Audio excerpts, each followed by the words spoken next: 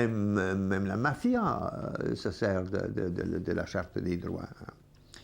Si c'est sans l'éthique qui les féconde, qui les fonde, ces droits-là, qui en critique les pratiques, et les légitimations et les fausses consciences. Une éthique renouvelée, délibérée démocratiquement et mieux intégrée aux enjeux cruciaux doit faire partie, à mon sens, du langage commun du nouvel humanisme. Et puis arrive le 8e repère, qui concerne une requête reliée aux mutations de nos rapports au temps. Je l'ai évoqué dans des repères précédents, mais il y a une mutation que je n'ai pas mentionnée. Je vais la préciser d'une façon concrète et existentielle, même si je l'ai évoqué comme horizon tantôt. Dans mon voisinage, il y a quelques Québécois de souche, une famille juive, 2 familles irlandaises, une haïtienne, une bolivienne, autour de notre petit lac des Laurentides, c'est dans ma paroisse. Malgré nos nombreuses différences, nous partageons des styles de vie assez semblables et nous sommes tous beaucoup plus proches entre nous et de nos contemporains que de nos ancêtres. Nous sommes, mais d'une façon plus large, je veux rappeler aussi que pratiquement tous nous portons 2 héritages, un vertical puis un autre horizontal. L'héritage vertical nous vient de nos ancêtres, des traditions de nos peuples, de nos racines religieuses. L'autre, l'horizontal, vient de notre époque et de nos contemporains. L'horizontal a cette caractéristique, l'héritage horizontal a cette caractéristique d'être le plus déterminant. Et même, il le devient de plus en plus. Ce n'est pas sans conséquence comme défi au nouvel humanisme qui doit faire face, par exemple, à une mondialisation uniformisante et une réaction du côté des identités menacées. On a parlé de la révolte des identités présentement. À cela s'ajoute la difficulté grandissante de nous situer dans le temps. Le 9e repère marque la part utopique du nouvel humanisme. Je le formule comme ceci. Est-ce illusoire, ou peu probable, ou possible que la prise de conscience de l'interdépendance, de la biodiversité, de l'écosystème, de la survie des peuples, l'interdépendance des droits humains fondamentaux, l'interdépendance de l'immense panoplie des moyens scientifiques et techniques.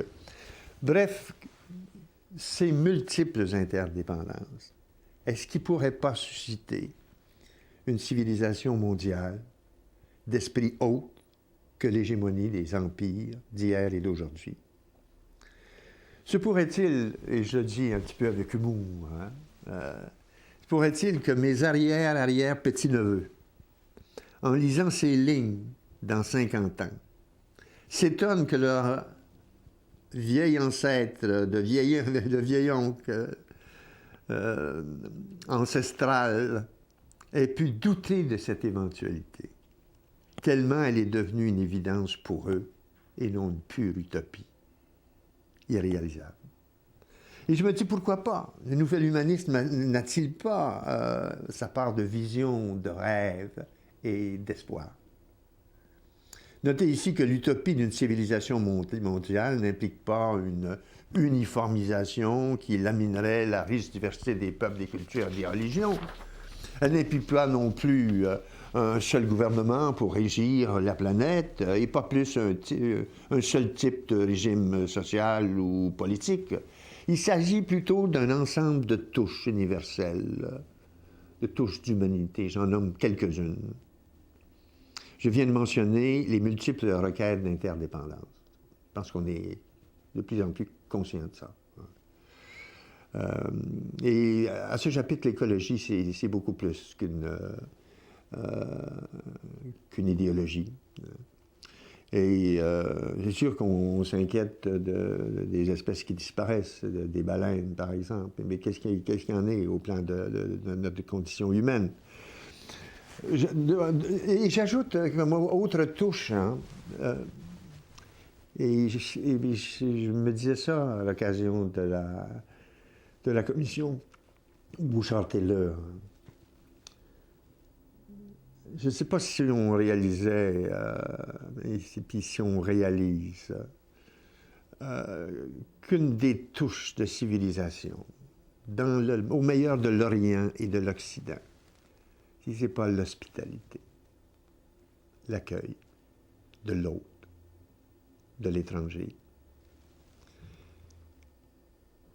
Et je pense que cette touche-là, en tout cas j'insiste dessus. Une autre touche, je la tire d'une étude dirigée par Jeanne Heurs de l'UNESCO, puis côté culturel des Nations Unies.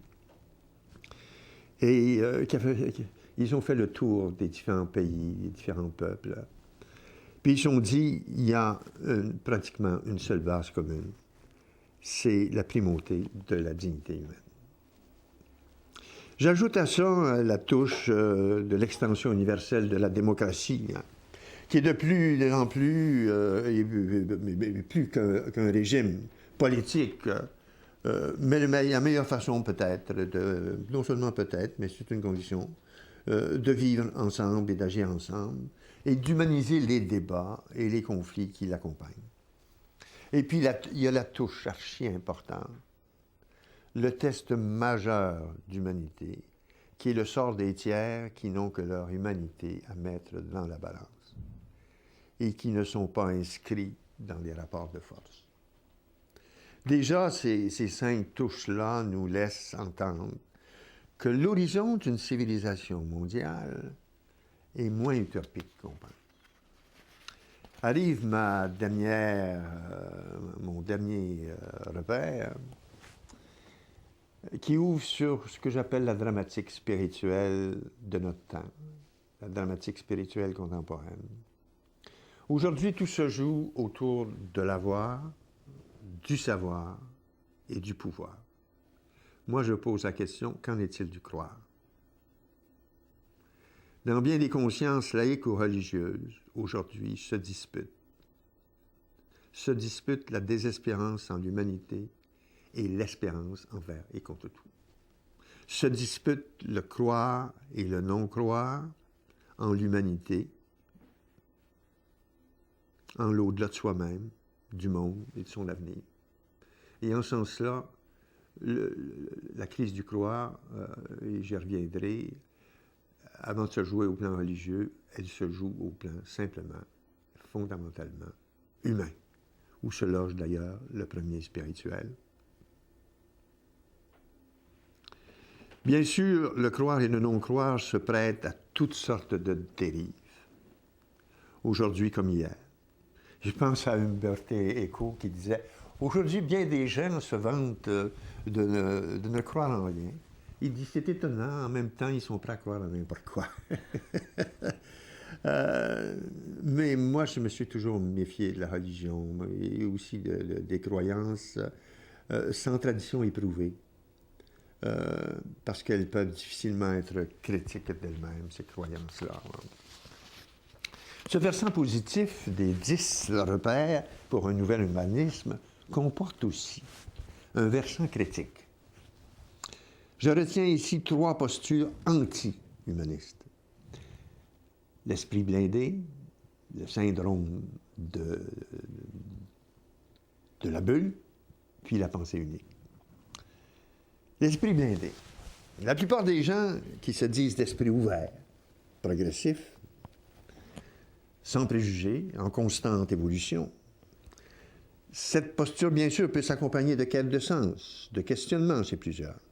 Mais quelle ne fut pas notre surprise lors d'une enquête que nous avons faite sur les orientations sociales, culturelles, morales et religieuses dans 6 régions du Québec,